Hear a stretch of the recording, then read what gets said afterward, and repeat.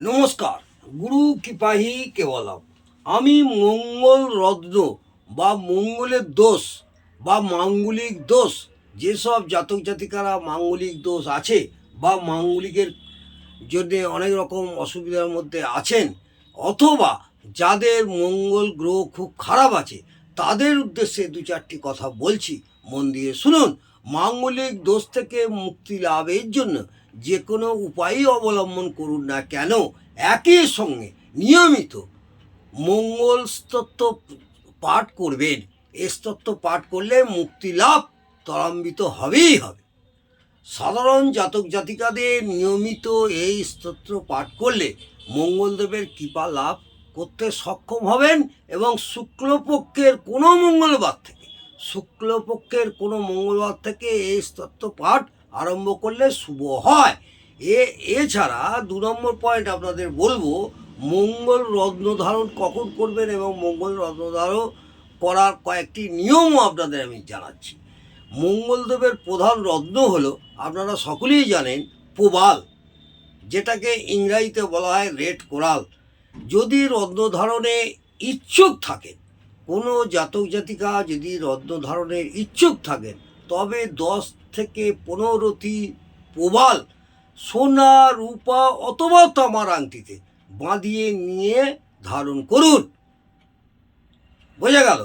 যে যার শরীরের ওয়েট অনুযায়ী 10 থেকে 15টি প্রবাল সোনা, রূপা বা তামা দিয়ে বাঁধিয়ে ধারণ করুন অনামিকা আঙুলে। অবশ্যই জ্যোতিষের পরামর্শ অনুযায়ী, নিজের মন থেকে কিছু করবেন না, কোনো অভিজ্ঞ জ্যোতিষ ভাইদের পরামর্শ নিয়ে তবেই মঙ্গলের রত্ন ধারণ করবেন।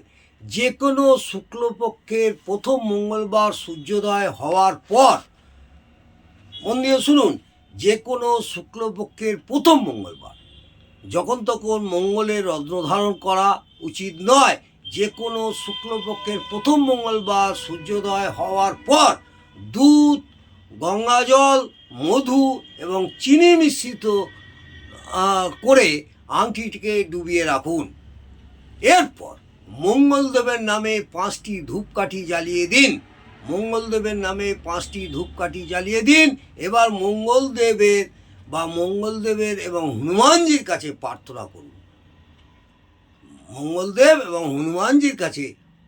করুন। যে প্রভু, আপনার আশীর্বাদ লাভ করে মঙ্গল দোষ থেকে মুক্তি লাভের জন্য আমাদের প্রতিনিধি এই রত্ন ধারণ করছি। বোঝা গেল? আমি আবার বলি, মঙ্গলদেবের নামে 5টি ধূপকাঠি জ্বালিয়ে দিন। এবার মঙ্গলদেব এবং হনুমানজির কাছে প্রার্থনা করুন যে প্রভু, আপনার আশীর্বাদ লাভ করে মঙ্গল দোষ থেকে মুক্তি লাভের জন্যে আপনার প্রতিনিধি এই রত্ন ধারণ করছি। আমাকে আপনি আশীর্বাদ করুন। তারপর আংটিটি মিশ্রণ থেকে বের করে ওম অঙ্কারায় নমঃ এই মন্ত্র 108 বার পাঠ করে আংটিটি ধূপবাতির ধোঁয়ার উপর ঘুরিয়ে নিন। আংটিটি কি করবেন, যে ধূপকাঠি জ্বলছে তার ধোঁয়ার উপরে 9 বার ঘুরিয়ে নিন। এরপর মন্ত্রপাঠ শেষ করে হনুমানজির ছবির চরণে বা কোনো মন্দিরে হনুমানজির মূর্তির চরণে স্পর্শ করিয়ে নিয়ে অনামিকা আঙুলে আংটিটি ধারণ করুন। প্রবাল ধারণ করার দিন থেকে 9 দিনের মধ্যে তার প্রভাব শুরু হবে। এইভাবে যদি আপনি নিয়মিতভাবে বা যে নিয়মটি বললাম, তাহলে দেখবেন এই মন্ত্র পাঠ শেষ করে হনুমানজির চরণে স্পর্শ করিয়ে নিয়ে অনামিকা আঙুলে আংটিটি ধারণ করবেন।